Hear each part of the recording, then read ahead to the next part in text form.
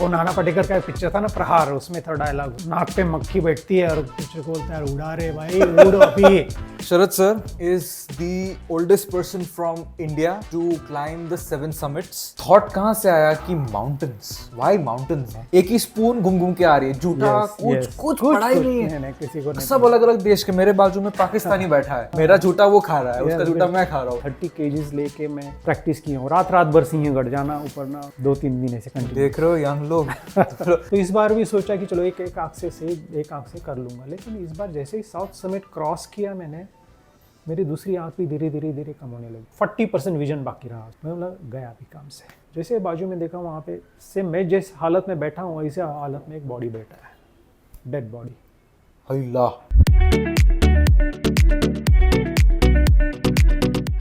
क्या देख रहा है भाई? तेरा पॉडकास्ट का चैनल का नाम क्या है? मेरे चैनल पे आता है पार्थ उपाध्याय करके। पार्थ उपाध्याय हाँ, बट पॉडकास्ट का नाम है on the mic with Parth. अच्छा, on the mic with Parth. Great, अच्छा नाम है। Thank you sir. Sharad sir, या thank you for doing this with me. It's my pleasure. Sharat sir is the oldest person from India to climb the 7 summits at the age of 60, correct? Yeah. Everest 2 बार गए हैं, इसके अलावा और बहुत सारे expeditions और peaks भी किए हैं सर ने। ये एकदम ऊपर से हो गया introduction, but I will ask you sir, how would you introduce yourself? I am not a mountaineer. My background is from, I am commercial artist, creative director. I have my own agency, but this is just mountaineering is just my passion. Earlier, I used to just trek Himalayan every years. It's more than 25 years we are just trekking Himalayas. After 50, when I decided to retire from this professional life, that was earlier. I decided at the age of 40 only, that Wow. I will not work for money after 50, and I will live my passion after 50. After 50, I started actual mountaineering journey. And ये thought कहाँ से आया कि mountains? Why mountains? There are so many other things that one can do after one is done working for money.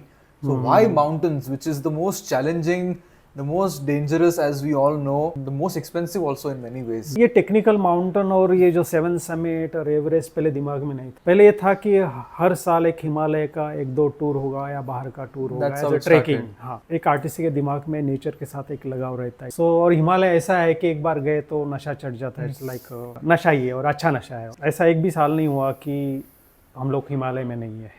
एक 15 से 20 दिन जबकि मेरा बिजनेस था एडवर्टाइजिंग का और जो सर्विस इंडस्ट्रीज है, वो सब छोड़ छाड़ के हम लोग दोनों हिमालय में रहते। आप और आपके वाइफ? मैं और मेरा वाइफ।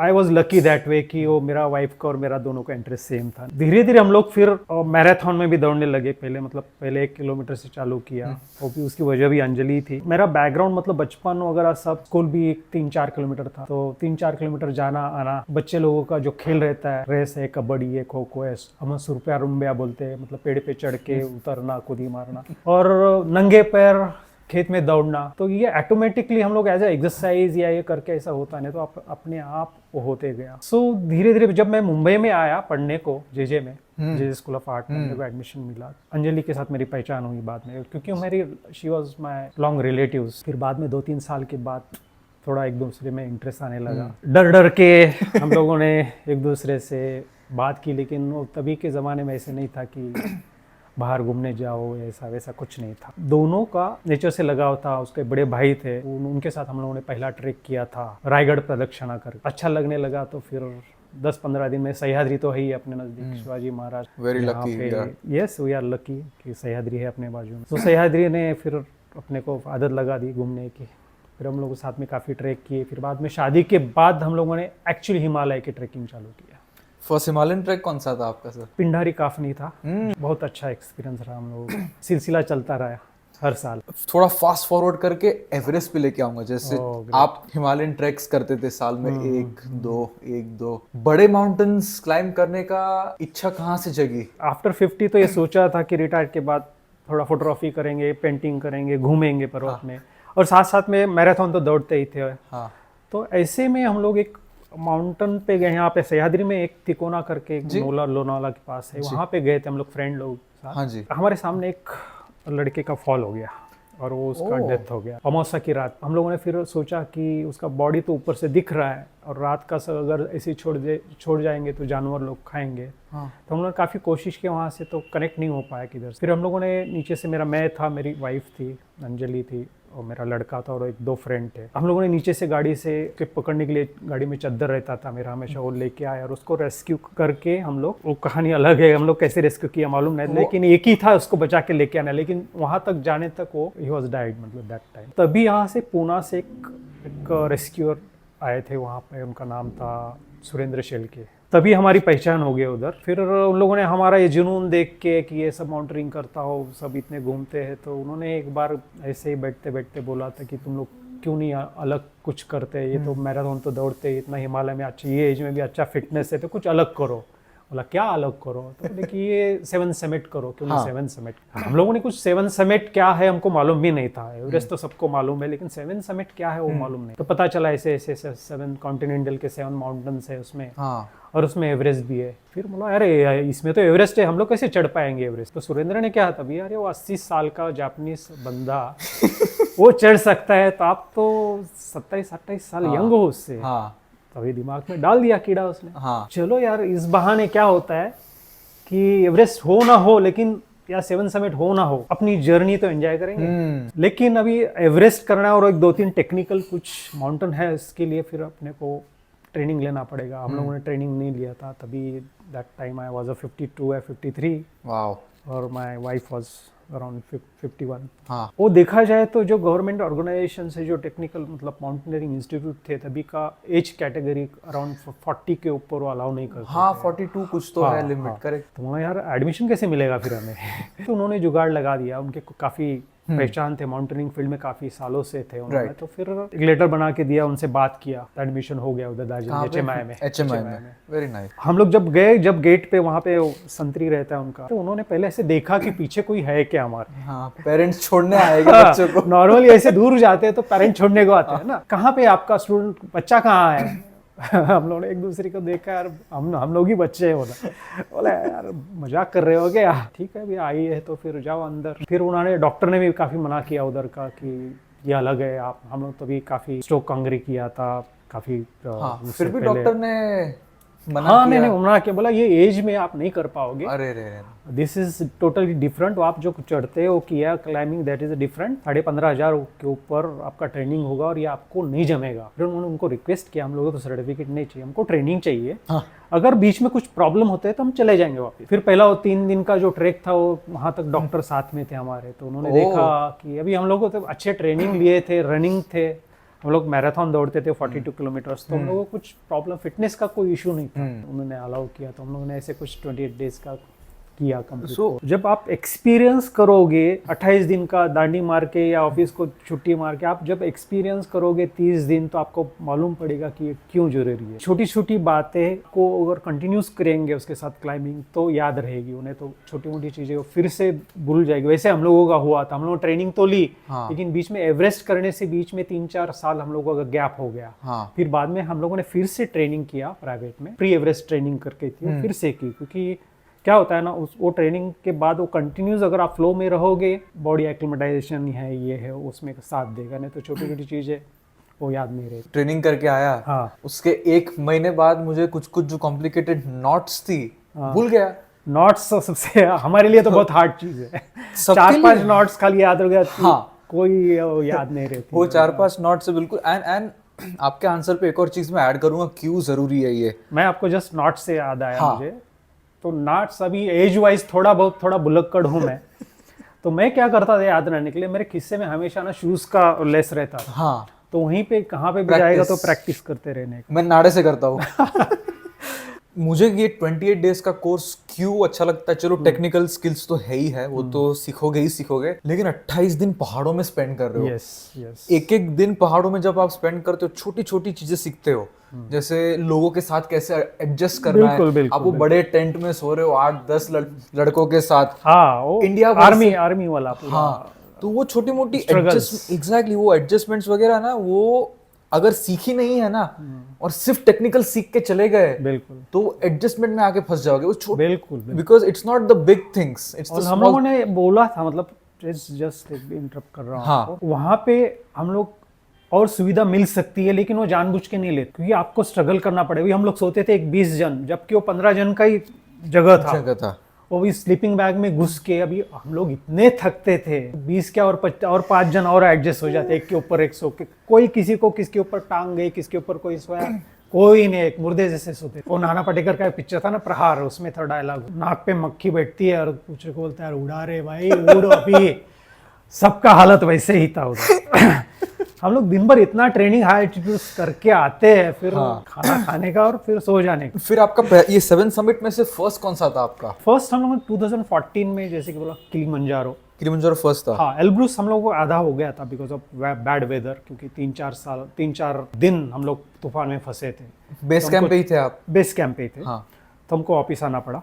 अच्छा। क्योंकि हम बाहर भी निकल पा रहे थे, इतना फुल 24 घंटे वो ये हवा था उसको। तो हम लोग वापिस आए, फिर कोजियस को गए, कोजियस को कंप्लीट किया। 4 टाइम्स हम लोग एवरेस्ट 2019 में गए। सो किलिमंजारो, कोजियस को, एंड देन 2019 एवरेस्ट पे जाएंगे। लेकिन उसके पहले एट दिस एज एवरेस्ट के लिए ट्रेनिंग कैसे की आपने? वो एक रूटीन एज को मद्देनजर रखते हुए कुछ एक्स्ट्रा चीजें, एक्स्ट्रा ध्यान रखा था? कैसा था आप दोनों का ट्रेनिंग रूटीन? 4-5 साल से हम लोग वैसे ही मैराथन दौड़ते थे, तो फिटनेस, बेसिक फिटनेस था। लेकिन अभी मैराथन का फिटनेस और एवरेस्ट का फिटनेस दोनों में बहुत फर्क है। 2019 में जब हम लोगों ने तय किया कि एवरेस्ट करना है, उससे 2 साल पहले मेरा पूरा जो बिजनेस था मैंने बेटे को सौंप दिया। एज था हम लोगों का अबाउ 54-55 में था, 56 था तभी, और शी वॉज 54। तो हम लोगों को कोई भी रिस्क नहीं लेना था, क्योंकि एज पर एज हम लोगों को 2 साल अपने आप को ट्रेनिंग को देना ही था। तो रनिंग तो था ही साथ में, प्लस अपने सह्याद्री साथ में था ही हम लोगों का। अपने इमीडिएट अगर प्रैक्टिस करना है तो हमारे किशोर धनकुड़े, जिसने 2 बार एवरेस्ट किया दोनों तरफ से, वो एज ए ट्रेनर रखा था हम लोगों ने। वो तो यहाँ पे नहीं आ सकते, वहाँ से पूना से उन्होंने शेड्यूल दिया था कि कैसे कैसे क्या करना है, वो फॉलो करते थे। अभी मेरा बैंड्रा में ऑफिस था तभी, तो बैंड्रा से मैं जाते समय रिक्शा से जाने का, जबकि गाड़ी नहीं लेके जाता था, आते समय में चल के आने का रात को। बैंड्रा से यहाँ थाने कितना किलोमीटर हो गया वो? Around 24 kilometre, 25 kilometre. तो फिर वजन लेके यहाँ से रात को आने का। अच्छा। तो ऐसा प्रैक्टिस कंटिन्यूस किया था। फिर माथेरान जाने का, माथेरान नीचे ऊपर ट्राई करने का, रात भर। सर दोनों। क्या बात कर रहे हो सर आप? क्योंकि मैंने भी 2019 में एवरेस्ट क्लाइम किया था। और 2017 और 18 माथेरान पे ट्रेनिंग कर रहा था। हम लोग मिले कैसे नहीं? मैं तो माथेरान डिक्सल में रहता था। हाँ, माथेरान हम लोग मेन रोड से जाते थे एज अ, क्योंकि सेफ्टी करके। अच्छा। क्योंकि इंजरी नहीं होना चाहिए ना कुछ भी, तो हम लोग दोनों सेफ्टी करके वहाँ से गाड़ी खड़ा करके हम लोग ऊपर जाने का, और रात भर चलता था। सुबह फिर वहाँ से फ्रेश होके फिर वापस ट्रेन पकड़ के वापस ऐसे ट्रेनिंग चलता था।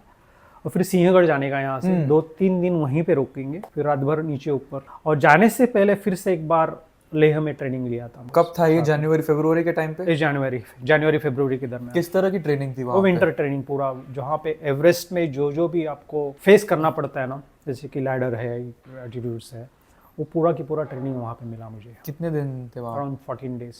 में काफ़ी अच्छा। लेकिन वो होता क्या नहीं, ये गैप 2014 में कोर्स किया है, तो ये जरूरी है करना। कोई भी जाने से पहले रिफ्रेशर ये जरूरी था। वो लेह के आने के बाद हम लोगों का पूरा जो मन में था ना, पूरा निकल गया था। डाउट प्रॉपर ट्रेनिंग लिया था। रात भर चलना है आपको। तो रात भर वो ठंडी में फिर उतना वजन लेके, वो एक्स्ट्रा वजन लेके वहाँ पे, तो अभी एवरेस्ट में फाइनल 12 केजीज लेके जाना, वहाँ पे 18 केजीज लेके जाना पड़ता था। भूखा रहना है, ये रहना, वो पूरा प्रॉपर ट्रेनिंग लिया उन्होंने। ये जो आपने बात बोली ना, ये एक चीज सेम मैं भी करता था।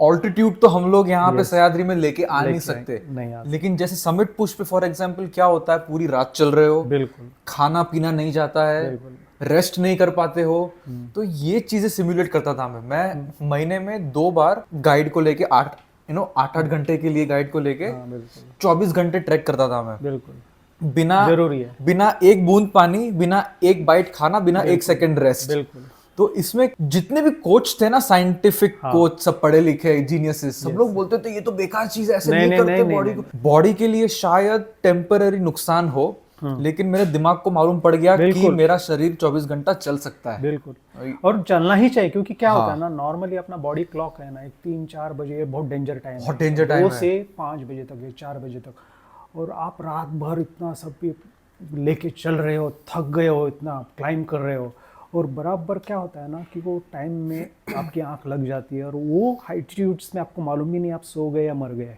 और उसमें पता गलती ही हो नहीं जाए। चलता, वहाँ पे हाँ। गलती बहुत हो जाती है। तो जाने से पहले मैं तो जो एवरेस्ट जा रहे हैं या वैसे हाई एल्टीट्यूड क्लाइंब करने जा रहे हैं, तो नॉर्मली सब रात को ही रहता है, सब कोई भी climbs, कोई 5000 भी, 6000 7000 मीटर सब रात को समिट रहता है। तो जाने से पहले एटलीस्ट 4 से 5 बार आप रात भर ट्रेनिंग विदाउट सोए, मतलब आप दिन भर खाली वॉक करो, यार सॉरी रात भर वॉक करो, आप ट्रेन मत करो, लेकिन रात भर कैरम खेलो, पत्ते खेलो, लेकिन रात भर वो जो बॉडी क्लॉक है ना उसको ब्रेक करो आप। शरीर को मालूम होना जरूरी है कि भाई रात को जगा के रखता है ये आदमी, हाँ, बिल्कुल। तो सीख जाता है शरीर। जैसे मैं अभी एक लड़की को कोच कर रहा था एवरेस्ट क्लाइम करने के लिए, उसने ये साल मतलब लास्ट स्प्रिंग में एवरेस्ट क्लाइम किया।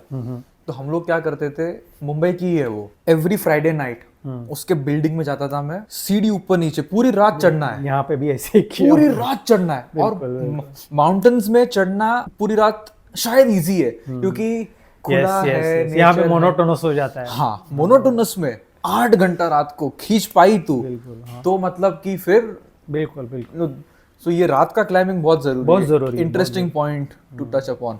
एंड इसके साथ स्ट्रेंथ ट्रेनिंग किस तरह की करते थे आप? एक्चुअली देखा जाए ना, मैंने फ्रैंकली अभी अलग, हर एक का अलग अलग हाँ। एक्सपीरियंस है। हाँ, मैंने स्ट्रेंथ ट्रेनिंग मतलब फोकस लोड फेरी पे किया।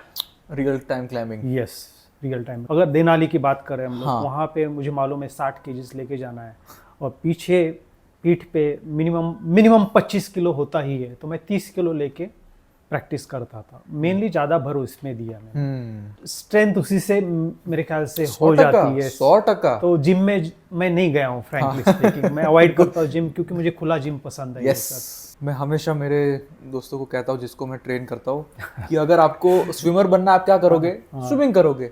साइकिलिस्ट बनना है क्या करोगे? साइकिलिंग करोगे। तो पहाड़ चढ़ने जा रहा है ना, हाँ, तो पहाड़ चढ़ के पहाड़ ही चढ़ के ही स्पेसिफिक उसकी फिटनेस आएगी। यस, मैं भी वही सलाह करता हूँ, क्योंकि वहाँ पे हार्डली टूथब्रश के लिए, टूथपेस्ट के लिए भी झगड़ा हुआ है हम लोगों का। झगड़ा कि तू उठा, मैं उठा, नहीं तो आपको प्रैक्टिस करनी है और बहुत हार्ड वर्क करना ही है, दूसरे ऑप्शन है ही नहीं। यस, मुझे एक किस्सा याद आता है एवरेस्ट का ही सेम। टूथब्रश मेरा था ना, उसका हैंडल काट के सिर्फ ये लेके गया था ऐसे घिसने के लिए, ताकि वो 2 ग्राम ना 2 ग्राम ना पड़े। यहाँ एवरेस्ट पे तो कुछ नहीं, लेकिन यहाँ एवरेस्ट पे तो लास्ट में आपको 10-11 किलो मैक्सिमम सिलेंडर पकड़ के 14-15 किलो हो जाता है। हाँ। लेकिन देनाली पे वो आप टूथब्रश भी, टूथब्रश की जरूरत ही नहीं। मेरे साथ काम में थी, वो बोल रही थी कि ये क्यों कर रहे हैं हम लोग, ब्रश करना ही नहीं है 20 दिन। हाँ। वो भी वजन हो जाएगा, टूथपेस्ट का वजन कम हो जाएगा, टूथब्रश का वजन कम हो जाएगा। और होता है लास्ट में, हम लोग लास्ट जब समिट करके वापिस आए वहां से, झगड़ा हो रहा था हम लोगों को, हम नहीं उठाएंगे। वहां पे कितने भी फ्रेंड हो, वहां पे फ्रेंड में कुछ नहीं होता है, लोड पे तो होता ही है। हाँ, ऐसी लाइफ जुगाड़ एडजस्टमेंट इतना करते हम लोग। जैसे मुझे याद है अन्नपूर्णा पे हम गए थे, 4-5 लोग एक ही मेस्टिन में से खा रहे थे। एक ही स्पून घूम घूम के आ रही है, जूठा कुछ पड़ा ही नहीं है, किसी को नहीं। सब अलग अलग देश के। मेरे बाजू में पाकिस्तानी बैठा है, हम भाई खा रहे हैं, मेरा जूठा वो खा रहा है, उसका जूठा मैं खा रहा हूँ। वहां से जब हम यहाँ पे आते हैं शहर में और इतना लोगों को छोटी छोटी चीज के बारे में करते, नाटक करते देखते, तो आप कैसे देखते हो इन चीजों को? वहां से यहाँ पे जब आप आते हो, शहर की लाइफ को कैसा देखते हो आप? एक्चुअली देखा जाए तो अभी मेरे शहर का लाइफ में आने का दिल नहीं करता है फ्रैंकली। इतना दिन रहता हूँ वहाँ पे, टेंशन के और बोलते हैं ना कि वो स्ट्रेस के उस पार गए हुए हैं कि हम लोग इतना एडजस्ट किया हुआ है, यहाँ पे सब इजी लगने लगे। तो मैं तो सबको बोलता हूँ यार, एक बार हाई एल्टीट्यूड ट्रेक सबने करना चाहिए ग्रुप के साथ, तो लोगों को मालूम पड़ेगा कि घर से नेचर के साथ आप रहोगे और थोड़ा अगेंस्ट एटमॉस्फेयर, अगेंस्ट स्ट्रगल करके आप रहोगे, तो ये सब बहुत बढ़िया लगेगा। आपको स्ट्रेस भी नहीं लगेगा, बॉस भी गाली देता है ना, ठीक है यार, ओके, गाली तो दे रहा है, जान थोड़ी जा रही है। जान थोड़ी जा रही है।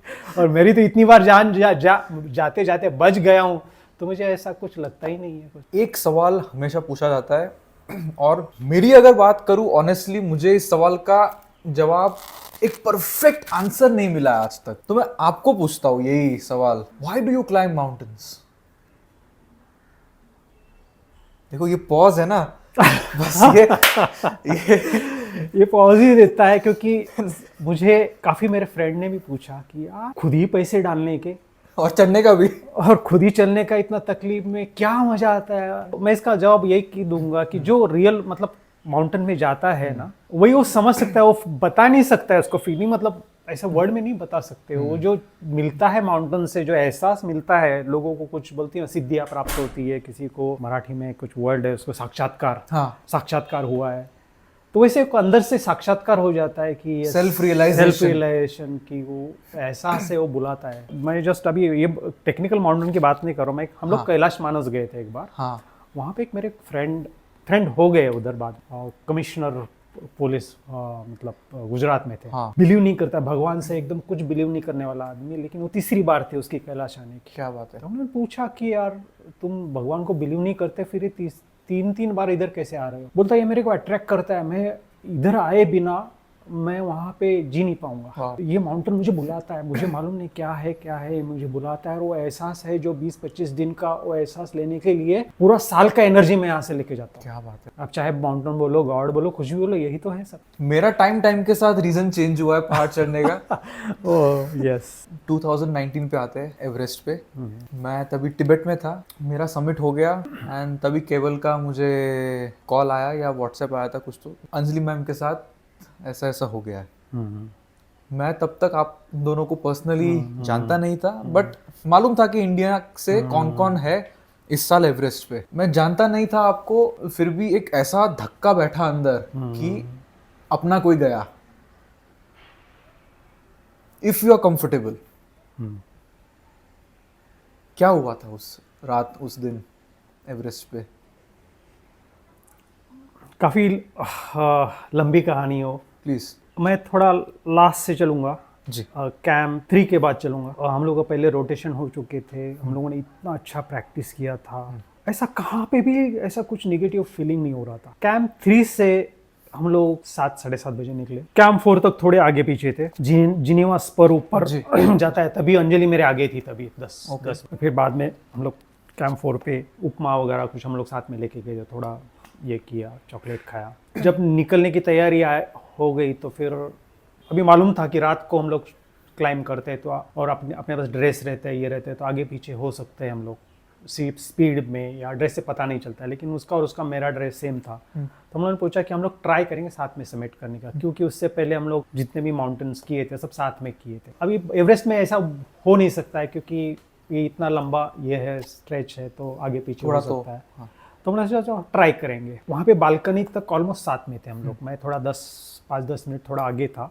जब मैं वेट कर रहा था और थोड़ा कॉफ़ी वगैरह पी रहा था उधर, मेरा शर्पा तभी वहाँ से ऊपर चढ़ के आई हो। मैंने हाई किया, फिर मेरा शर्पा बोला कि अभी हम लोग 5 मिनट के ऊपर हुए थे, रुक गए थे, ज़्यादा देर रुकना नहीं, इधर अपने को आगे निकलना पड़ेगा। तो अंजलि को बोला कि वो बोले कि मैं कॉफ़ी पी के थोड़ा रेस्ट करके आ जाएंगे हम लोग, चाहिए तो समिट में मिलेंगे। She look okay that time. Camp 4 पे ही हम लोग एक अच्छे हंसी मजाक चल रहा था, she was perfectly alright that time. लेकिन जैसे ही मैंने आगे चलना चालू किया तो पूरा दिख रहा था, टॉर्चेस सी लाइन पूरी वहाँ से जाम हो गया था, चालू हो गया। यार एक कुछ शेरपा ही बोला कुछ अलग नज़ारा है इस बार। हुआ क्या था उस समय कि जो 7 डेज का या 5-6 दिन का विंडोज़ रहता है, वेदर विंडो, वो उस समय कुछ साइक्लोन हुआ था पश्चिम बंगाल में, तो साइक्लोन का इफेक्ट इधर हुआ और उधर खाली विंडो 2 दिन का हो गया, 22 या 23 2 ही दिन विंडोज है। पूरा वर्ल्ड का जो क्लाइंबर्स थे वो 2 ही दिन फिर पुश करने निकले। आई रिमेम्बर 2019 में 1-2 दिन का ही विंडो आया था। 1-2 दिन का ही विंडो आया था, फर्स्ट टाइम ऐसा हुआ। यस। ट्रैफिक जाम हो गया, ऊपर बॉटल नेक है, आपको मालूम है साउथ समिट के, राइट, वो फेमस पिक्चर निम्सदाई का उसी वक्त का था। मुझे मालूम पीछे क्या हुआ है मालूम नहीं था, कि वहाँ पे जगह जगह पे रुक के 10-10 15-15 मिनट एक ही जगह आदमी चल रहा है। वहाँ पे होता क्या, इतना डेड जोन में एक जगह रुक के पूरा बॉडी ठंडा हो जाता है, -30 -40 डिग्री। -30 डिग्री। फिर आप बॉडी गर्म करने के लिए फिर आप जगह पे ही फिर जॉग करते हो, ये करते हो, फिर उसमें और एनर्जी जाती है। तो वो ट्रैप में फंस गए थे। हिलरी स्टेप पे करीबन मैं 20-22 मिनट एक ही जगह था, मैं हिल ही नहीं, वरना पीछे ना आगे। करीबन 50-60 मीटर समिट दिख रहा है मुझे, समिट में सब फ्लैग फोटो निकाल रहे हैं, लेकिन वहाँ से यहाँ तक आने तक पूरा जाम ही जाम है, वो आगे जा ही नहीं पा। तब तक ऑलमोस्ट सबका ऑक्सीजन खत्म होने को आ रहा था। अभी शेरपा को मालूम है, वो बार बार मेरा ऑक्सीजन चेक कर रहा है, खुद का चेक कर रहा है। अच्छा शेरपा था बेचारा लामा। फिर उसने बोला कि अभी हम लोग आगे जाएंगे तो आधा घंटा लगेगा यहाँ से। क्राउड ऊपर भी है, फोटो निकाले, और नीचे भी वहाँ से एक ही लाइन आती है, रोप एक ही है, तो वहाँ से आने के लिए और जाने के लिए अपने को और आधा घंटा लगेगा। अपने पास इतना नहीं, अपने को जिंदा वापस जाना है वापस। मतलब फोटो बोला फ़ोटो आप लोग निकाल नहीं पाएंगे क्योंकि लेयर्स इतने हैं, रुक रुक के ठंडी हो गई है पूरी, मतलब मेरा फ्रॉस्ट बाइट हो रहा है अभी, मैं निकालूंगा तो मेरा उंगली कट करना पड़ेगा। और बेचारे का काटना पड़ा उंगली, बाद में फ्रॉस्ट बाइट हो गया उसको। मैं रिस्क नहीं ले पा रहा था क्योंकि कैंप 3 के बाद वो बैटरी चली जाती है, फटक से एग्जॉस्ट हो जाती है, तो मैं वो रिस्क नहीं लिया क्योंकि मैं यहाँ पे देखा तो अंदर कैमरा मोबाइल रखा था मैं जी। बोला मैं तो रिस्क नहीं लूँगा, उंगली मेरे को मालूम है कि मेरे फ्रेंड की उंगली जा चुकी है, तो बोला ठीक है। बोला क्या करेंगे फिर, फोटो नहीं दिखा पाए। बोला कुछ नहीं, मैं बताऊंगा, सब बताएंगे, सबको मालूम है क्या है। वॉकी टॉकी पे ऐसा मैसेज आया उसको कि अंजलि मैडम को कुछ तबीयत ठीक नहीं, आप नीचे आ जाओ करके। तो हम लोग वैसे भी नीचे ही जा रहे थे वापस, हम लोग रुके ही थे, मतलब वापस हिल स्टेप पे फिर रुके थे। वापस गया तो देखा मैंने, मतलब मेन रोप से थोड़ा करीबन 7-8 फुट नीचे थी स्लोप पे, शी वॉज जस्ट स्ट्रगलिंग। मेरे साथ एक क्लाइंबर था तुकाराम, जो समिट करके आया था मेरे से आगे 10-15 मिनट था को, वो और उसका शेरपा, 2 शेरपा उसको रेस्क्यू कर रहे थे, लेकिन वो फंस गई थी अंदर, उठ नहीं पा रही थी, उसको पूरा एग्जॉस्ट हो चुकी थी। मैंने देखा उसको, फिर उसने मेरे को देखा तो उसको थोड़ा लगा कि कुछ पॉजिटिव लगा उसको कि चल शरद आया ऐसा। मैं फिर एंकर खोल के फिर वहाँ तक गया, देखा उसका, मैं मीटर देखा तो 0 पे था पूरा। हाँ, फिर मेरा ये भी मुझे मालूम था क्योंकि मैं मीटर नहीं देख सकता, लेकिन मेरा भी ख़त्म हो रहा था ना मीटर, तो मैंने सोचा कि मेरा मास्क निकाल के उसको मैं दिखा रहा हूँ, ये कर रहा हूँ, ये कर रहा हूँ, लेकिन उसको खाली ये लग रहा था कि हेलीकॉप्टर को बुलाओ, वो उतना ही बोल रहे थे हेलीकॉप्टर को बुलाओ। मैं तुकाराम था साथ में, बोले तुकाराम को बोला जा रेस्क्यू देख ट्राई करते। मुझे मालूम है वहाँ पे हेलीकॉप्टर नहीं पहुँच सकता है, वहाँ का माहौल देख के ऐसे नहीं लग रहा कि वो कुछ आगे बच पाएगी। वो खाली एक ही वर्ड्स बोल रही थी, मैं उसको लिया हाथ में, बोला उसको ठंडी लग रही है, मुझे ठंडी लग रही है, बाहों में ले ले। उसको मैंने ले लिया मेरे गोद में उसको, और उसको ये बोला कि तू डर मत, नीचे लोग, मेरा लड़का है, ईशा है, मेरी बहू है, वेट कर रहे हैं और हेलीकॉप्टर जल्दी आ जाएगा, तू खाली यहाँ से रोप तक चल, ट्राई कर यहाँ से उठने का। हिल रही थी, ट्राई हो नहीं पा रहा था कुछ। फिर ऐसे 5-10 मिनट गए उसके, और धीरे धीरे मेरी बाहों में बेहोश हो गई वो, मतलब वर्ड आ नहीं पा रहा था उसके मुंह से। तो उसी में मेरा शेरपा मेरे को खींचने लगा कि अभी हम लोग अभी नीचे नहीं गए तो हम लोग सब मर जाएंगे इधर, जो एटमॉस्फेयर था वो भी खराब, वाइट आउट चालू हो गया था, अभी के अभी नीचे गए तो अब सब लोग मरेंगे, आपका भी ऑक्सीजन खत्म हो रहा है, मेरा भी खत्म हो रहा है, मेरा ऑलरेडी फ्रॉस्ट बाइट हो गया है, हम लोग मैडम को रेस्क्यू करेंगे, वो टेंशन मत लो। मैं खाली उसी का एक कर, इसको निकालेंगे कैसे यहाँ से, वही मेरे पास चिंता थी। और तभी मेरा क्या था कि लेफ्ट आइज पूरा ब्लाइंड हो गया था, स्नो ब्लाइंडनेस, स्लो में कुछ भी नहीं देखा जाता, पूरा वाइट आउट। तो एक ही आँख से उसने मेरे को खींच के निकाला, फिर मेन रोड पे आए हम लोग, मालूम नहीं किस एक बोलते ना ट्रांस इसमें था, मैं कैसे वापस आया नीचे मुझे मालूम नहीं है, काफ़ी बार गिरा, काफ़ी बार ये हुआ, थोड़ा बेहोशी की हालत में मैं कैंप 4 तक आया। फिर कैंप 4 पे सब लोग रुके थे मेरे साथ के जो क्लाइंबर्स थे, और सेकंड डे फिर हम लोग वहाँ से कैंप 2 तक गए और रेस्क्यू किया वहाँ से। मालूम पड़ा था तब तक नीचे जाने तक कि शी इज़ नो मोर। कब खबर आई आपको कि शी इज नो मोर? मैं कैंप 4 में ही मालूम पड़ा सुबह, तो किसी ने ऊपर से इन्फॉर्म किया वैसे? वॉकी टॉकी से करा था शी इज़ नो मोर, हम लोग ट्राई करेंगे उसको। What was your first thought when you? कुछ नहीं था वहाँ पे, थॉट बीट कुछ नहीं था, खाली मैं रो भी नहीं सकता था, ऐसी चीज़ें, मतलब पूरा ब्लैंक हो गया था। एक तो क्या था, मेरा भी ऑक्सीजन कम हो गया था, नीचे 4 पे आने के बाद मेरा फिर सिलेंडर चेंज किया उसने। मुझे मालूम ही नहीं मैं कैसे आया वहाँ तक, कैंप 4 तक मालूम नहीं मेरे को। क्रैम्पॉन भी निकल गया था, क्रैम्पॉन मेरे शेरपा ने लगाया, और एक बेहोश, मेरे को खाली ये था कि ये मालूम था कि वो नहीं जी पाएगी, लेकिन मुझे ज़्यादा चिंता उसकी थी कि वहाँ से लेके कैसे आएंगे नीचे, ये मेरे को चिंता सताई रही कि नीचे कैंप 3 कैंप 4 से तो हम रेस्क्यू करते हैं, लेकिन ये वो ऐसी जगह पे थी, उस मैं हर समय वो सब शेरपा को वही बोला तो कुछ भी करो उसको लेके आओ नीचे, क्योंकि विंडो भी नहीं था और ऐसा हालत था ना, बार बार वही मेरे मुँह से निकल रहा था कि वो उसको कैसे तो भी लेके आओ नीचे, नहीं तो मैं नीचे नहीं जाऊँगा, उसको कैसे भी कौन से भी हालत में इधर लेके आओ। काफ़ी मतलब मेरा बेटा शंतनु वहाँ तक भी खबर पहुँच गई थी, सुरेंद्र भी आया था वहाँ पे एम्बेसी से उन्होंने काफ़ी कोऑर्डिनेट किया, और एक सेकंड डे ही मतलब 25 तारीख को वहाँ से उसको रेस्क्यू किया, क्योंकि 26 से पूरा विंडो बंद था पूरा। हाँ, एक ही दिन मिला, नहीं तो साल भर उधर ही रहता था। हुआ हादसा हुआ, लेकिन आते समय मैं अलग इसमें था कि क्या सोचो कि मैं ये तो सोचा नहीं था ना जाते समय क्या था, और खाली आधे 1 घंटे में क्या हो गया, मतलब अपने हाथ में नहीं रहती है मौत। लेकिन तभी आते समय मेरे दिमाग में आया था कि यार हम दोनों का ये सपना था, तो मैं फिर से आऊँगा करके। जब उतर रहा था वही दिन में आया कि मैं फिर से आऊँगा, मैं फिर तभी ये थॉट आया था आपको? तभी थॉट आया था। मालूम नहीं अगर जिंदा पहुंचा मैं नहीं, मेरी फिक्र नहीं थी, मुझे मालूम था कि मैं भी मर सकता हूँ अभी, मेरा ऑक्सीजन ये हो रहा है, कैंप 4 तक नहीं पहुंचा तो मैं भी मर जाऊँ, जिंदा गया तो मैं फिर से आऊँगा। अच्छा, ये कैंप 4 पहुंचे थे उसके पहले ही ये दिमाग में था मेरा कि आई don't know when but I will come back and अलग ही माइंडसेट है सर आपका। हाँ नहीं, दोनों का कैसे था ना कि ये माउंटेनर इतने ये देख चुके थे इससे पहले। हाँ। और हम लोग वो कैसा था कि ये आम आदमी जैसा डेथ नहीं चाहिए। मतलब मेरा बुक में भी लिखा हो कि या किधर हॉस्पिटल में या किधर रोड एक्सीडेंट में या किधर ऐसे तड़पते नहीं मरना है अपने को, हम लोग अपना पैशन जीते जीते मर जाएंगे। ये दोनों का ही ख्वाब था। अभी she died top of the world, उसने तो ख्वाब किया मैं भी ऐसे ही जाऊँगा ऐसे ही।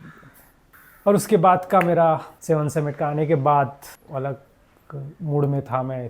5-6 महीना डिप्रेशन में ही था। 6 महीने में मेरा करीबन 8-9 किलो वजन बढ़ गया था मेरा। कुछ भी मतलब ऐसे बोला कि यार लिखाई करो या कुछ करो, कुछ नहीं, खाना और सो जाना, खाना और सो जाना।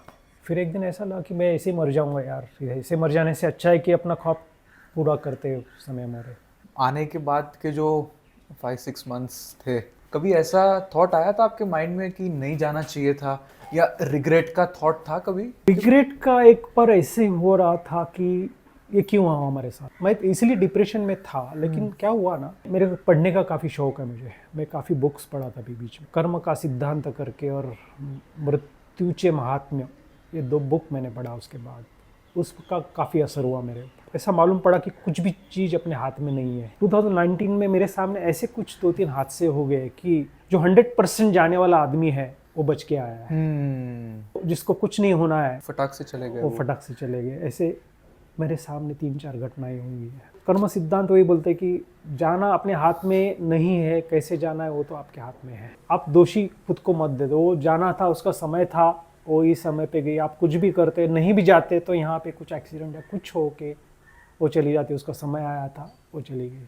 लेकिन क्या आप ये सच में एक्सेप्ट कर पाए हो ऐसे कि ये सिद्धांत नहीं, सच हुआ है। खाली मेरा फैमिली में ऐसा नहीं, मैं लेकिन काफ़ी चीज़ को देख चुका हूँ मैं। ऐसा माउंटेन में ही काफ़ी फ्रेंड को दे चुका हूँ मेरे सामने जाते से, तो मैं मानता हूँ ये चीज़ को। अपने हाथ में नहीं रहती है कुछ चीज़। तब मेरा थोड़ा जो खुद को दोष देना था वो कम हो गया कि ये मेरी वजह से हुआ, ऐसे लग रहा था मेरे कि मैं टाल सकता था। लेकिन कुछ चीज़ें अपने हाथ में नहीं रहती। आप कितना भी कोशिश करो, जो होना है वो होना है। अभी हम लोग जाने से पहले कैंप 3 पे हम लोगों का ऐसा बात हुआ था कि अभी भी चांस है, कुछ भी है अगर लगता है तो हम लोग वापस चले जाएंगे। और हम लोग को सोचा था कि कुछ भी तकलीफ होता है और पता चलता है कि हम इसके आगे नहीं जाएंगे, वापस आएंगे, ये दोनों ने बोला था। ऐसा नहीं कि हम लोग 4-5 साल मेहनत किया है करके हम लोग पुश कर रहे हैं, उसमें से नहीं थे हम लोग, उतना मैच्योर थे हम लोग। लेकिन सिचुएशन ही ऐसी पैदा होती है ऐसी समय, तो क्या आपके हाथ में नहीं रहता है। 5-6 मंथ्स आने के बाद as you said were hard for you. उससे बाहर आने का क्या प्रोसेस था, और उसके बाद पहला समिट आपने कौन सा किया? जैसे कहा कि बुक्स काफ़ी पढ़ता हूँ मैं, थोड़ा आध्यात्मिक के ऊपर मैंने पढ़ा। हाँ। तो थोड़ा जो अपने आप को दोषी ठहराने का जो अंदर था ना, एक रिग्रेट थोड़ा कम हो गया मेरा कि चलो मैं इस चीज़ के लिए दोषी नहीं हूँ। उसका और मेरा जो ड्रीम था वो मैं कंप्लीट करूँगा। 7 समिट। और जो मैं सोचा था आते समय, नहीं मैं जिंदा इसीलिए हूँ, मैं ऐसा नहीं मरूंगा। फिर एक दिन ऐसा सोच कि मैंने एक दिन ऐसा फटक से याद आया, चल ऐसा नहीं मरेंगे। मैं साइकिल लिया, बाजू में माउंटेन है, उधर मैं दौड़ते चला गया। इतना दौड़ा करीबन 45-50 मिनट्स के बाद थोड़ा बेहोशी की हालत में गिर गया मैं। क्यों दौड़ रहा हूँ, क्या दौड़ रहा हूँ, कुछ नहीं मालूम, मुझे दौड़ना है बस। वहाँ से थोड़ा बाहर आ गया, कुछ मालूम नहीं, 10-15 मिनट थोड़ा इसमें था मैं उसमें, ऐसा पसीना हो गया मैं थोड़ा। तो बाद में मालूम पड़ा सब फ्रेश लगा मेरे को एकदम। बोलते हैं ना, सब डिप्रेशन सब निकल गया, लगता है ना पसीने से सब बाहर निकल गया मेरा। मन से भी मैं एक फ्रेश हो गया कि यस, ये माउंटेन ही है और ये नेचर ही है, मेरे को यहाँ से बाहर निकालेगा। क्या बात है। यस, कौन सा माउंटेन है आगे, चलो। तो फिर मैंने फ्रेंड किया मेरा किशोर को कि ऐसा जाना है अपने को। फिर उसका भी करना था 7 समिट में, सो बोला कि चल मैं भी आता हूँ। फिर ऐसे करते करते 5-6 जन तैयार हो गए। पहले फिर अकानका गोवा किया मैंने 2020 में, फर्स्ट क्लाइंब। ओके। वो 7000 करीबन है और काफ़ी हार्ड है वो, विदाउट ऑक्सीजन वो हो गया पहले इसमें। अब हमारे साथ में 3-4 जन का नहीं हुआ, जबकि मेरे से अच्छे फिट थे। तभी बोला कि इस नियति कुछ अलग बोल रही है, मेरा समिट फर्स्ट इसमें हुआ है, सो हम लोग अब आगे चलना चाहिए। एल्ब्रुस जो बचा था 2014 में वापस आए थे हम लोग, फिर से एल्ब्रुस करेंगे, उसके लिए फिर उससे पहले एक टेक्निकल हनुमान तिब्बा करके पीक है वो किया मैंने, एक कश्मीर का एक पीक है वो किया और एक ट्रैक किया, तो इतना एक्लिमेटाइज हो गया था मैं। एल्ब्रुस में ऐसा समय आया है कि तभी एक ऑड डेट था, एक ही डेट मिला था, और एक ऑड डेट मतलब जहाँ पे वेदर खराब था और तभी एक रशियन टीम जा रहा था, तो बोला चलो हम लोग इसके साथ चलते 14 डेट्स को, और 17 तारीख को हमको हमारी डेट थी, तो 14 को मैंने बोला मेरे साथ एक उत्तराखंड का एक क्लाइंबर था, तो बोला चल हम उनके साथ जाते, और रेस्क्यू वाला था, मतलब अच्छा टेक्निकल बंदा था। फिर मेरा वो रशियन गाइड को बोला कि हम लोग इसके साथ चलेंगे, भले 17 का हो, लेकिन इस बार आज नहीं हुआ, आज हुआ तो अच्छी बात है, नहीं हुआ तो 17 को फिर से कर सकते हैं, क्योंकि यहाँ पे थर्ड टाइम नहीं आना पड़ेगा अपने को क्योंकि तुझे मालूम है कितना पैसा लगता है, क्योंकि कॉन्फिडेंस था ना हम लोगों की। हनुमान तिब्बा टेक्निकल पिक किया था मैंने, जबकि काफी लोगों को तकलीफ होती है उसका। यस। और ऐसा हुआ कि वो रशियन क्लाइंबर थे 2-3 को मैंने खींच के ऊपर लेके गया था, तो इतना एक्लिमेटाइज था मैं, कुछ ऐसे लग रहा है हमारे बाजू के पहाड़ में चढ़ रहा हूँ, ऐसा लग रहा था मुझे। पता है एक्लिमेटाइज का इतना महत्व है माउंटेनियरिंग्स में। एल्ब्रुस हो गया, फिर आई बात देनाली की। देनाली दे देता है। हाँ। और काफ़ी फ्रेंड थे जो झटका खा के आए थे वहाँ से। अच्छा। किसी का नहीं हुआ था। फिल्म देखी, डॉक्यूमेंट्री देखी, तब पता चला कि ये दिस इज नॉट इजी नहीं है। Really it was not easy. Hard गया। मैं काफ़ी प्रैक्टिस किया उसके लिए, मतलब ये सब सुन के ना मैं अपने आप को कहाँ पे भी कम नहीं पड़ना देना था। इसलिए मैं जैसे बताया 30 kgs लेके मैं प्रैक्टिस किया हूँ। रात भर सिंहगढ़ जाना, ऊपर ना, मतलब रात को हम लोग 9 बजे चालू करते थे तो सुबह 6 बजे तक ऊपर नीचे 2-3 दिन ऐसे कंटिन्यू। देख रहे हो यंग लोग तो मुझे बोलते हो कि शॉर्टकट दिखाओ, कैसे कर सकते। शॉर्टकट नहीं होता माउंटेन में, कहाँ पे भी shortcut. You have to put in the time. Shortcut अगर करने जाओ तो फिर वो शॉर्टकट मिलेगा आपको। देनाली फिर कैसा रहा? देनाली बहुत टफ रहा। आपको कितना टफ रहा वो बता देता हूँ। मेरे साथ जो मेरा किशोर धनकुड़े है साथ में मेरा, जिसके साथ मैं गया था, टीचर था इसमें, एवरेस्ट का भी वो मेरे साथ लीडर था। तो वो खुद बोलता है कि मैं वहाँ से अभी तक 2 साल के बाद भी उसमें से झटके से बाहर नहीं आया हूँ, शौक से। इतनी तकलीफ हुई हम लोगों को। जो लक था हम लोगों का कि हम लोग 4 जन थे, किशोर, मैं, काम्या और उसके पिताजी कार्तिकेयन, 2, हम 4 जन का टीम था। चारों जन हम सही सलामत, कुछ भी हुआ बिना हम समिट करके। I was following that expedition. मुझे याद है। हर दिन मौत से गुजरना था। So देनाली को मुश्किल क्या बनाता है? वहाँ का वेदर सब कुछ, और वो वजन बनाता है। यहाँ पे लगता है अपने को हम लोग टायर लेके प्रैक्टिस कर रहे, 60 किलो लेके कर रहे, लेकिन एटीट्यूड और वेदर में नहीं होता है अपना प्रैक्टिस। जियोग्राफिकली देखा जाए तो एवरेस्ट से भी लंबा ड्यूरेशन है उसका, है 20 दिन का, लेकिन समिट पुश का काफी लंबा है। अच्छा। काफी हिडन क्रियोसिस है। हापी काफी बार फॉल हुआ, मैं खुद हिडन क्रियोसिस में गिरा, 2 बार गिरा हूँ, किशोर गिरा है, कार्तिकेयन गया था, मरते हम लोग बचे काफी बार। मेरा बुक आप पढ़ोगे तो उसमें इट्स रियली इंटरेस्टिंग है। जो रियली गिरियारोहक है उन्होंने पढ़ना चाहिए वो बुक। कब आ रही है बुक और बुक का नाम क्या है बता दीजिए। अभी पहले मराठी में है और इंग्लिश में भी है। मराठी में उसका नाम है ती मी आणि पुनश्च एव्हरेस्ट। ती म्हणजे ऑफकोर्स अंजली, मी आणि माझा एव्हरेस्टचा प्रवास आणि 7 खंडातील 7 सर्वोच्च शिखरे चढणाऱ्या एक यशोगाथा असं पुस्तकाचं नाव आहे आणि लवकरच साधारण एप्रिल ते मे मध्ये ते रिलीज होणार आहे। तर सगळ्यांनी ते वाचावं। हा आमचा खूप चांगला प्रवास है। हा मतलब बहुत अच्छा जर्नी हम लोगों का, और ये फर्स्ट टाइम मेरे ख्याल से इंडिया में ये अलग टाइप की 7 समिट के ऊपर ये बुक आ रही है। इंग्लिश में भी है और मराठी में भी। जैसे हम लोग एयरपोर्ट पे उतरे तो हमको यहाँ पे हम लोग जैसे क्रैम्पॉन रहता है, वहाँ पे क्रैम्पॉन नहीं, अलग शूज़ है वो स्नो शूज़ रहता है, वो अलग शूज़ है। अच्छा। क्योंकि वहाँ पे लंबे रहते हैं, अराउंड 12 इंच 15 इंच ऐसे लंबे रहेंगे, क्योंकि वो क्रियोस में फंसे नहीं, घुस ना जाए स्नो में। वहाँ पे स्नो मतलब हेयर क्रैक कैसे रहते हैं कि वहाँ पे फंस करके अंदर जाता है, वहाँ पे रुके करके लंबा रहता है शूज़। प्रैक्टिस ही नहीं पहनने की, कैसे पहनने वो भी नहीं मालूम। वहाँ पे जाने के बाद थमा दिया उन्होंने, तो उधर ही हम लोग स्ट्रगल कर रहे हैं एयरफील्ड पे। तब तक वो निकल चुके थे गाइड हमारे आगे। फिर हम तो किशोर और मैं तो शिवाजी महाराज के फील्ड से आए हम लोग को, तो अभी आना है तो करके ही जाना है। फिर दिया घोषणा शिवाजी महाराज की जय और चल पड़े। फिर 10-15 मिनट लगा और शूज़ हाँ। पहनने को, लेकिन हर दिन एक अच्छा कुछ सिखा के गया। वर्स्ट सिचुएशन में, मतलब लिटरली किशोर और मैं एक रोप में थे और वहाँ पे हिडन क्रियोस, मतलब वहाँ से कुछ दिखता नहीं, फ्रेश बर्फ गिरता है और क्रियोस दिखता नहीं है। मैं पूरा यहाँ तक गया था, ढाक करके, मालूम ही नहीं पड़ा। वो रोप में था, किशोर वो जगह पे क्रॉस करके वो भी ऐसे तब रह गया। बाद में पता चला कि वो जो शूज़ था ना वो टेढ़ा घुस गया था, फंस गया अंदर, उसकी वजह से बच गया मैं। तो मेरा सैक अटक गया, क्योंकि सैक 100 लीटर्स का था, तो सैक ऐसा हो गया, तो सैक की वजह से भी मैं बच। तो भी 5 मिनट वो आने को तैयार नहीं था, उसको लगा था कि चला और हिडन क्रियोस से आगे भी क्रियोस हो सकता है। काफ़ी ऐसी तो एक चीज़ है, ऐसी 5-6 बार हम लोग गए क्रियोस में, सब लोग गए, मैं ज़्यादा गया था। सब लोग गए थे? हाँ, सब लोग गए, सब लोग इतना तक तो गए थे, सब लोग गए थे। मतलब दूसरे दिन चल रहा था कि क्योंकि ये नहीं मिल रहा था, रूट नहीं मिल रहा था, क्योंकि सब उसके जो फ्लैग वगैरह सब थे, सब वो पूरा फ्रेश आइस से कुछ दिखाई नहीं दे रहा था, और गाइड था ही नहीं, वो भी उसका ये फर्स्ट टाइम था, तो मिल ही नहीं रहा है। हम लोग कुछ 50-60 फीट आगे जाएंगे और फट करके घुस जाएंगे अंदर। हाँ, ये सुन के मुझे भी देनाली की इच्छा हो रही है। नहीं, देनाली इच्छा है, मैं इसलिए बोल रहा हूँ तेरे को, तू देनाली कर। खर्चा कितना होता है देनाली में? 14-15 लाख तक हो जाना। लेकिन वो खर्चा तो कर पाओगे आप, लेकिन एज ए माउंटेनियर सब लोगों ने करना चाहिए, क्योंकि ये सबसे ज़्यादा खतरनाक बात क्या होती है, जब आप 8-10 घंटे आप क्लाइंब करके इतना 60 किलो वजन का बोझा लेके जाते हो, तब ऐसा होता है कि खुद को टेंट लगाना है निकाल के।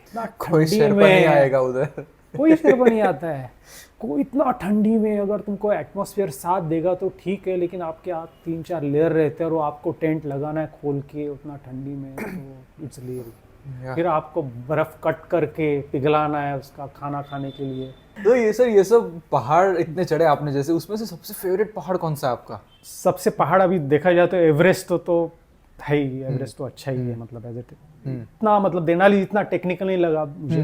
टेक्निकल है लेकिन इतना हार्ड नहीं लगा, बिकॉज ऑफ सपोर्टिंग सिस्टम है वहाँ पे, सपोर्टिंग नहीं है कुछ, और ब्यूटीफुल विंसन है।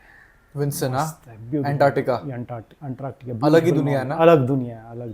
हम लोग बोलते हैं ना, वी आर सो लकी कि अंटार्कटिका को कोई बुक में पढ़ते हैं हम लोग, यार कहाँ पे अंटार्कटिका और कहाँ पे हम अलास्का की इधर क्या ये माउंटेन नहीं दिया हम लोग। अंटार्कटिका जाते हैं सब लोग, क्रूज से जाते हैं वहाँ पे, वो सब देख के आते हैं। वो जाना नहीं हुआ, वो मजा नहीं है उसमें। उतरे जमीन पे, अंदर तक गए अपने पैरों पे, जब तक पैर नहीं पड़ते, जब तक रातें नहीं काटते। और वो सेंटर में है ना, पूरा सेंटर में, अंटार्कटिका का सेंटर में है।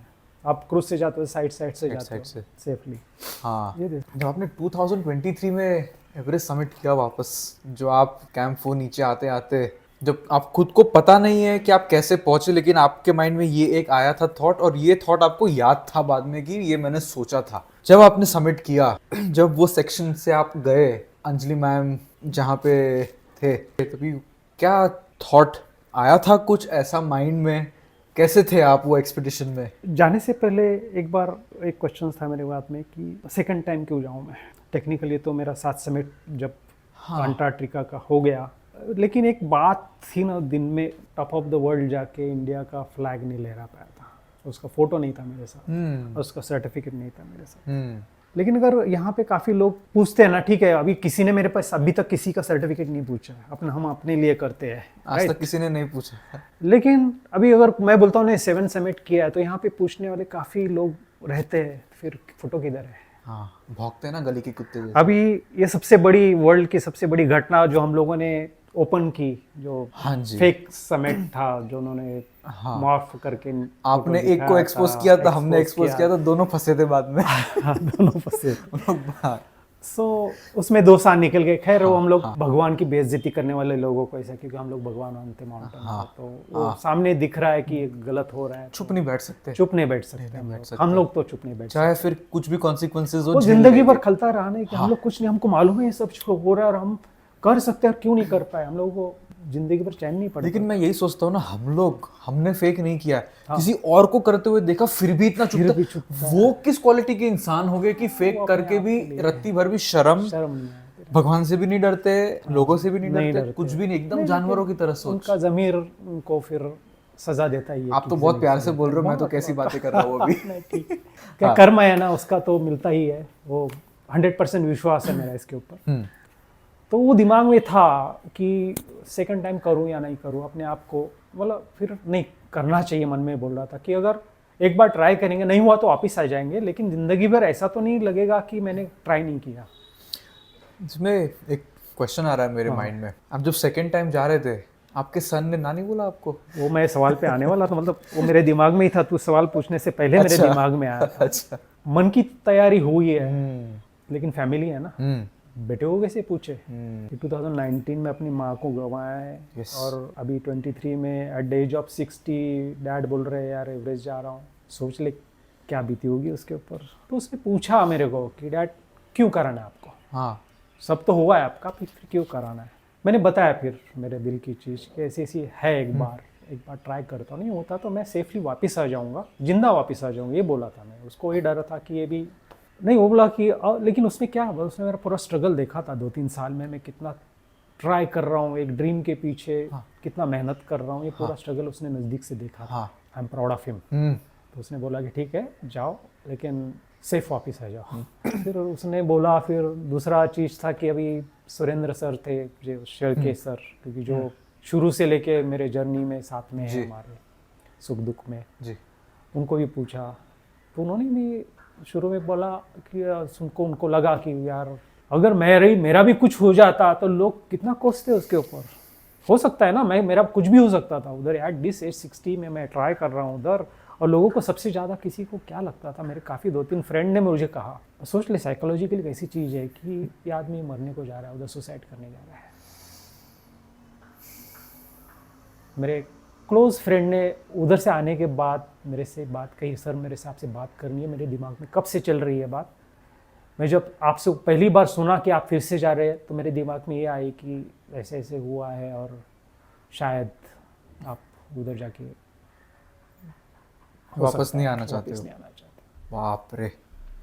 उसका सोचना गलत नहीं था, हाँ क्योंकि मेरे भी दिमाग में आ रही थी चीज़, ये जान देने की बात नहीं आ रही थी, लेकिन हो सकता है मेरा भी होता हो सकता है कुछ भी हो मेरा भी। अगर लगा नहीं जा सकता तो वापस आ जाएंगे, मुझे मालूम है कितना है, और पहला एक्सपीरियंस है, इतना सा देनाली है, ये है, मुझे एक्सपीरियंस है, तो मैं मरने तो नहीं जा रहा हूँ, कोई भी माउंटेनियर मरने नहीं जाता ऊपर। कर लिया। और आप पूछ रहे थे कि यस, आपको जाते समय वो सेक्शन, हर पल हर लम्हा जो रहता है वहाँ का हर चीज़, छोटे छोटे यादें इंटरेक्शंस तो रहते इंटरेक्शंस। फिर जाते समय काफ़ी दिमाग में था 2-3 साल से कि वहाँ पे उसका कुछ मॉन्यूमेंट्स होना चाहिए, और तुकला में। सर मैं उस पे आने ही वाला था। मैं अभी नवंबर में हाँ ग्रुप लेके गया था एवरेस्ट बेस कैंप पे। So for people who don't know, Everest base camp के 2 दिन पहले एक थूकला पास आता है, उसके ऊपर एवरेस्ट मेमोरियल साइट है। नॉट जस्ट एवरेस्ट, लोटसे, आमाडबलम, नूपसे, जो भी पहाड़ों पे एक्सीडेंट्स हुए हैं, जो लोग वहाँ पे शहीद हुए, उनका नाम वहाँ पे पत्थर पे है। मैंने आपका पोस्ट देखा था उसके कुछ महीनों पहले, या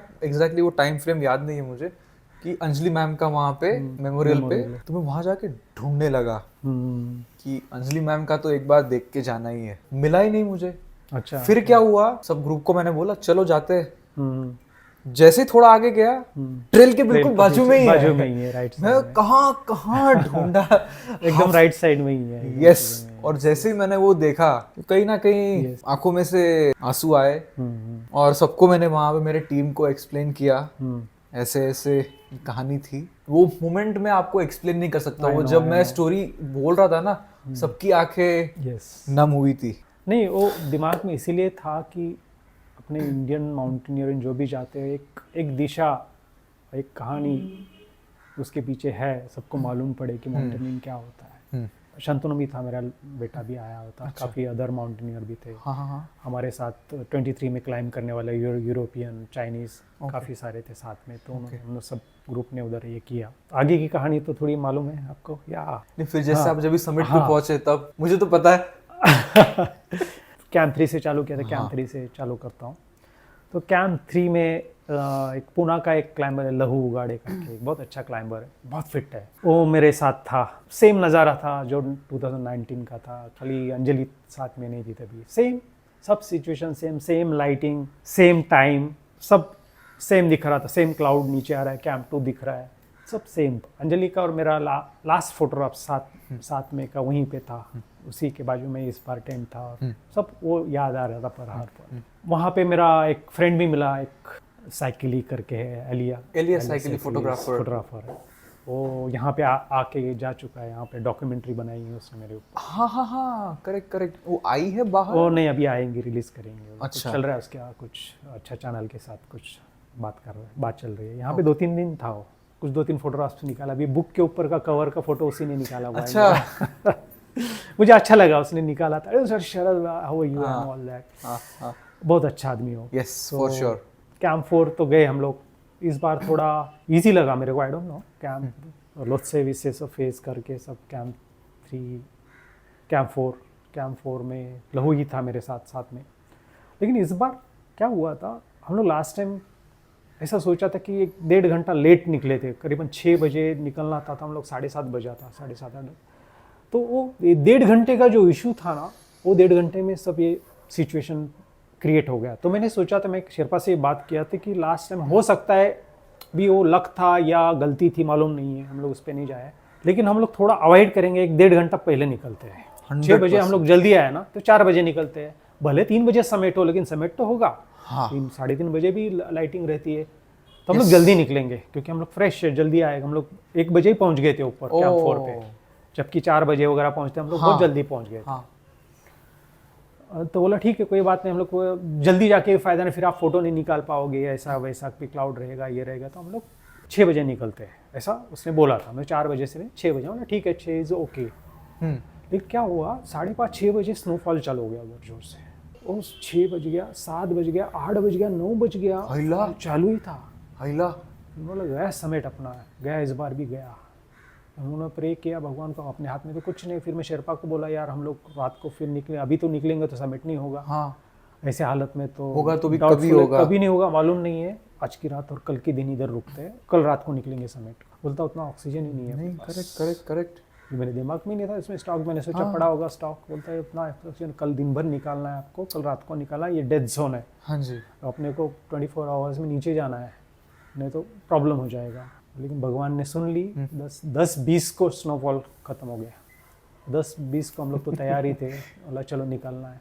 6:30-7 बजे हम लोग वहाँ पे बालकनी में फिर से पहुँचे। फिर याद आ गई अंजलि की, लास्ट समय उसको देखा था, मतलब उसके बाद छोड़ के आया वो बात के बाद। लेकिन वहाँ से फिर जो साउथ समिट जो गुजर रहा था, तभी मेरे को याद आई, सब याद आ रहा था मुझे कि कैसे कैसे छोड़ के। लेकिन मैंने बोला कि मैं अगर इमोशनली उसमें बहते गया तो मैं आगे नहीं पहुँच पाऊँ, गड़बड़ हो जाएगी, क्योंकि बहुत इमोशनल हो गया था मैं, कि बोला कि मैं क्या कर रहा हूँ, मुझे मालूम नहीं पड़ रहा। मेरे शेरपा भी पीछे बोला चलो we have to go fast. मैं स्लो हो गया था, उधर जगह था, उधर मेरे को मालूम था कि इधर जगह है, उधर मैं रुका, उसको प्रणाम किया जगह को। बोला नहीं, तू मेरे को आशीर्वाद दे, अभी समेट करके अपना सपना पूरा करना है अपने को। और मैं ब्लॉक किया अपने माइंड को।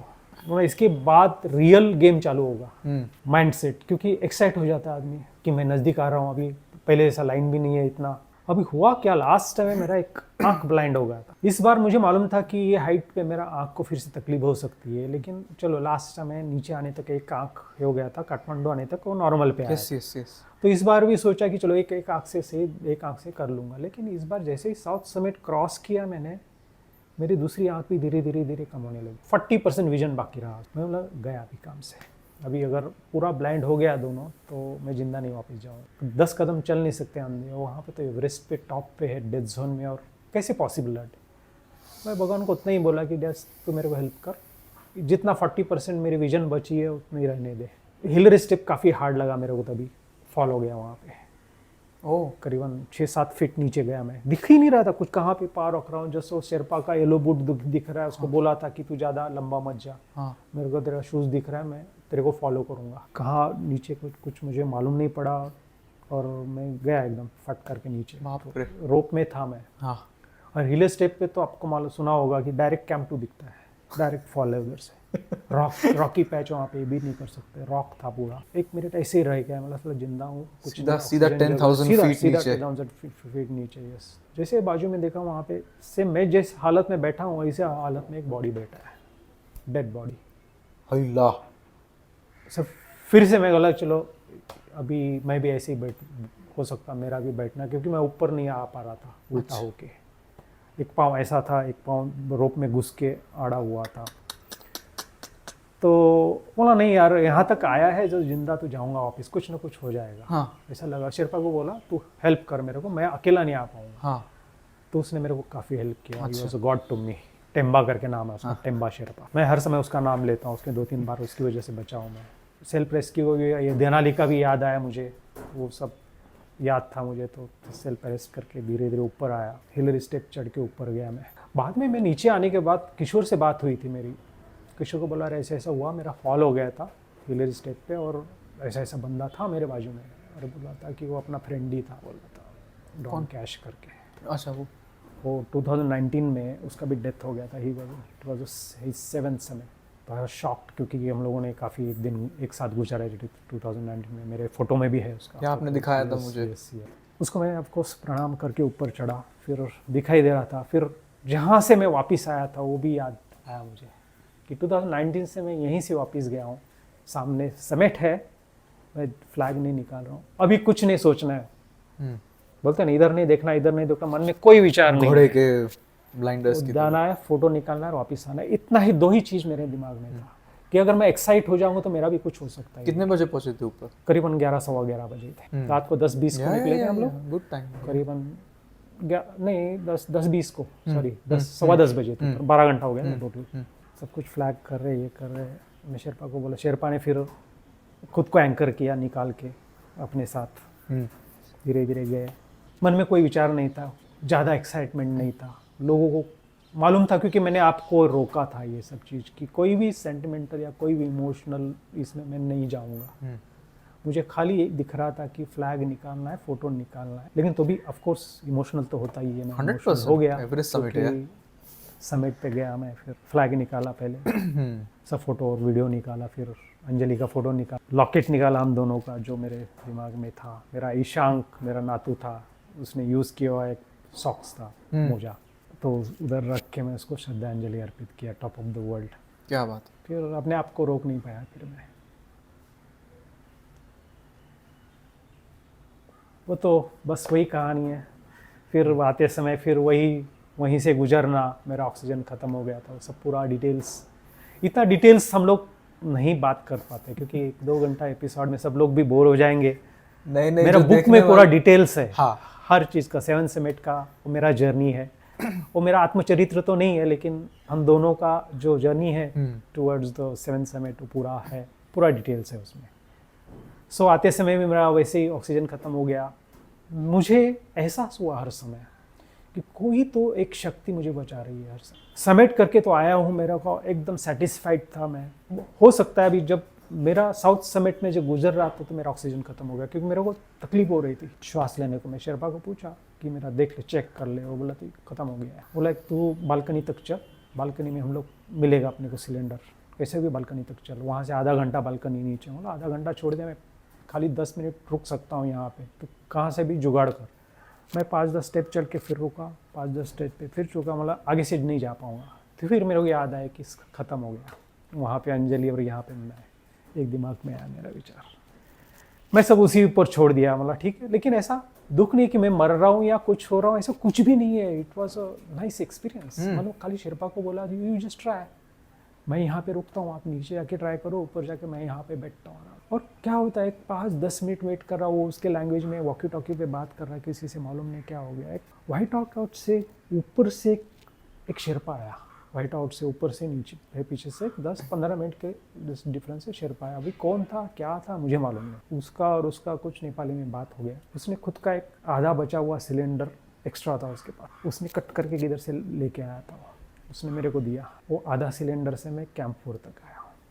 अभी कौन था क्या था मुझे मालूम नहीं। यहाँ पे कितनी बार ऐसा हुआ कि मुझे कुछ भी नहीं दिखाई दे रहा, क्योंकि क्या था ना, white out, half blindness, 40% vision. वहाँ पे पूरा बर्फ है, व्हाइट में कुछ भी नहीं दिखता, और उसमें व्हाइट आउट।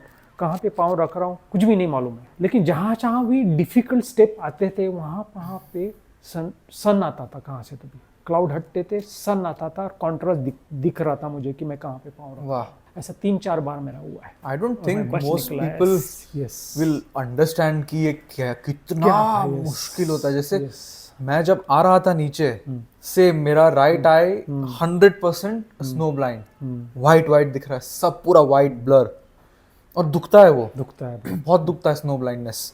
एक आंख से उतर रहे हो आप, ऊपर क्या है नीचे क्या है एक आंख से जजमेंट मालूम नहीं पड़ता है, नहीं जजमेंट आता है। 3D व्यू नहीं आता है, गिर के डाउन सूट फटा इधर से, ये वो चोट लगी है, पाँव लड़खड़ाते हैं, वो क्रैम्पॉन से फट जाता है पूरा, वो कैसे आते हो हम ही जानते हैं। फिर कैंप 4 से वॉकी टॉकी से सब डॉक्टर से बात हुई मेरी ब्लाइंडनेस के बारे में, तो वो तो सोच रहा था कि मेरे को कैंप 3 से लाइन रेस्क्यू करो। हाँ, लॉन्ग लाइन रेस्क्यू करे। बोला यार मैं लाइन रेस्क्यू तो नहीं होऊंगा, मुझे कॉन्फिडेंस था कि यहाँ तक आया हूँ मैं, और बाकी मेरा आँख का प्रॉब्लम है खाली, मुझे मालूम है, बाकी फिजिकली कुछ प्रॉब्लम नहीं था। तो मैं डॉक्टर को बोला कि वॉकी टॉकी से मैं आ जाऊँगा नीचे, but still he was worrying कि नहीं इसको 3 से लॉन्ग लाइन करना ही है। सेकेंड डे हम लोग गए प्रॉपर लाइन पे, मतलब नहीं मैं आ जाऊँगा। कैंप 2 तक गए हम लोग, फिर वो रेडी था हेलीपैड पे, मेरे को डेक्सा उधर ही दिया, डोस मुंह पे डाल दिया। बहुत अच्छा था डॉक्टर, था जबरदस्त, बहुत क्यूट डॉक्टर। लिटरली मतलब ऐसे डॉक्टर को कैंप 2 में इतना ये कर रहा है उस पर, इधर का डॉक्टर का और इधर का, मेरे को एक्सपीरियंस है यहाँ पे डॉक्टर में, कॉर्पोरेट में काम किया हूँ, और उधर डॉक्टर अब बात नहीं कर सकते उसके में, टैली नहीं कर सकते, इसके साथ कंपैरिजन नहीं कर सकते हम लोग। Heroes literally. फिर उसने देखा कि ठीक है इट्स ओके, फिर कैंप 2 में वेट करके सेकंड डे आया। सन का क्या रिएक्शन था जब उसको मालूम पड़ा कि सबमिट करके आ गए हो नीचे? रोए हम लोग काफ़ी हॉस्पिटल में, जैसे लास्ट समय खाली बोला था कि मैं अंजलि को नहीं साथ में लेके आ सका, तो हाँ इस बार भी रोए हम लोग, लेकिन वो आनंद आश्रु थे, वही same spot, same ambulance, same जगह, और शेल के साथ में आए थे, मेरे को गले मिले। इस बार भी रोए, लेकिन दूसरे खुशी के अच्छे रीजन की वजह से, खुशी के आंसू। वहाँ से आने के बाद अभी मैंने सितंबर में गोरी चेन पिक किया। हाँ, आप मेरा भी आने का प्लान था, लेकिन ऐसे हाँ मैंने बात किया था तेरे से। यस, वो बहुत ब्यूटीफुल पिक है ना? बहुत ब्यूटीफुल पिक है, और हार्ड भी है। हाँ, काफी हार्ड है। हाँ, लेकिन वो भी इस बार हुआ मेरा। I am the first person, अभी ये नहीं बोलता हूँ मैं फर्स्ट पर्सन सेकंड पर्सन, ऐसा कुछ था ही नहीं मेरे दिमाग में भी नहीं, लेकिन हो गया मेरा। क्या और आई एंजॉयड दैट लॉट। कितना ब्यूटीफुल, कितना ऊंचा था वो? इट्स अराउंड 20,000 प्लस है, लेकिन हाइट से ज्यादा वो बहुत technical. Yes, army supported us, army का टीम था, और सिविलियन हम लोग 5-6 जन थे। फर्स्ट टीम था इंडिया का, क्लाइंब किया हम लोगों ने, बहुत मजा आया, लेकिन बहुत ब्यूटीफुल। आर्मी के साथ क्लाइंबिंग का अलग ही मजा रहता है, उनका पूरा सेटअप जोरदार होता है। उनको किसी को चिंता ही नहीं रहती कि क्या हो जाएगा, वो थोड़ा भी बीपी बढ़ गया तो नीचे भेज देते, सेफ्टी तो था ही नहीं कुछ, बहुत सेफ्टी की चिंता करते हो लोग। हाँ, नेक्स्ट क्या है सर? नेक्स्ट अभी तो बुक आ रहा है मेरा, बुक अभी एक लिया तो एक ही को फिनिश करेंगे। हाँ, तो बट कोई है पहाड़ in the back of the mind, कुछ तो होता है। वो सबके होता है। नॉट टेक्निकल अभी, हाँ, इतना टेक्निकल तो नहीं, लेकिन छोटा मोटा तो कर लेंगे। 6,000 से 6,500 तक कुछ कर लेंगे, वो कंटिन्यूस रहेगा जब तक करना हो। एक है दिमाग में कुछ साउथ पोल नॉर्थ पोल का करने का है दिमाग में, लेट अस सी क्या वो लास्ट डिग्री स्की करते हो, स्की करके जाते हैं, वो है दिमाग में। 1-2 साल में एक प्लान है उनका करने का। अगर कुछ मुझसे छूट गया हो कोई टॉपिक, अगर आपके दिमाग में आ रहा है, आप कुछ सोच के आए थे, कुछ ऐसे ही बात, कुछ सोच के नहीं आया था, तो ऐसे ही बेटर रहेगा। सोच के नहीं आना ही अच्छी बात है। आपके बारे में एक भी आर्टिकल नहीं पढ़ा, आपका एक भी वीडियो नहीं देखा कॉन्शियसली, गुड। अगर ऑलरेडी मालूम है तो वो नया निकाल नहीं पाऊंगा, वो एक फ्रेश क्यूरियस माइंड की तरह। अगर कुछ छूट गया है तो अगली बार के लिए रखेंगे। अगली बार जब हम करें, कुछ सवाल हो आपके भी मन में तो आप नीचे लिख सकते हो। I always make a note. Next podcast hopefully हम पहाड़ों में कहीं पे करेंगे, है ना? That would be nice. जाने से पहले, खत्म करने से पहले, जो भी यंग लोग हैं जो बहुत ही कंप्लेन करते हैं, बहुत ही छोटी छोटी चीज़ों पे उदास हो जाते हैं, कंप्लेन करने बैठते हैं, विक्टिम मेंटालिटी में घुस जाते हैं, काम करने से डरते हैं, शॉर्टकट्स लेना चाहते हैं, the list can go on, you know. कुछ कह दो उनको खाली एक सलाह दूंगा कि आप मेरा बुक पढ़ो, फिर कोई शॉर्टकट नहीं पकड़ोगे कहाँ पे भी, नॉट ओनली इन माउंटेनियरिंग। ये बुक मैंने माउंटेनियरिंग के लिए नहीं, आम आदमी के लिए ही लिखी है, क्योंकि ये आम आदमी की स्टोरी है। मैं शुरू से कहा था I am not a mountaineer. ये जो बुक आ रहा है मेरा, it's not for only mountaineer, एक काफ़ी कॉमन लोगों के लिए भी है, और हर क्षेत्र में, मतलब होता है कि कोई भी साइड में हो, नॉट ओनली माउंटेनियरिंग, कोई भी साइड, किसी को डॉक्टरी पढ़ना है, किसी को हिस्ट्री में जाना है, किसी के और शौक है, सब अपना अपना शिखर बोलते हैं ना, सब अपना अपना एवरेस्ट आप कर सकते हो अगर आप ये बुक पढ़ लिया तो। Thank you. Amazing Sharad sir, मज़ा आ गया। Very inspiring to see someone to be sitting in front of someone who has gone through it and come out of it in the most gracious way, इससे better, इससे recover कोई और नहीं कर सकता है. That is something अभी समझ नहीं पा रहा हूँ मैं, but eventually life के जब धक्के पड़ेंगे बिल्कुल तब आपके अपने आप आ ये बात से मुझे इंस्पिरेशन मिलेगी और सॉल्यूशंस मिलेंगे. आज जो हमने 1 घंटा बैठ के बात किया है, because it's not a story of Everest, it's not story of है ना? Yes yes. जब जिंदगी पछाड़ती है तब या तो आप खत्म हो जाओगे या तो ऊपर उठोगे. What an inspiration you are sir. Thank you so much for giving me your time. Thank you very much. बहुत अच्छा लगा बात करके. And will do a trek together very soon. मजा आएगा बिल्कुल, पहाड़ों में जाके, बिल्कुल, मजा करेंगे. यस. एंड होप आप लोगों को भी मजा आया. यहाँ तक देखे, यहाँ तक अगर देखे हो तो कमाल के हो. Thank you. Thank All you. the best. जय हिंद, जय महाराष्ट्र. Thank you. बूम. मजा आ गया सर.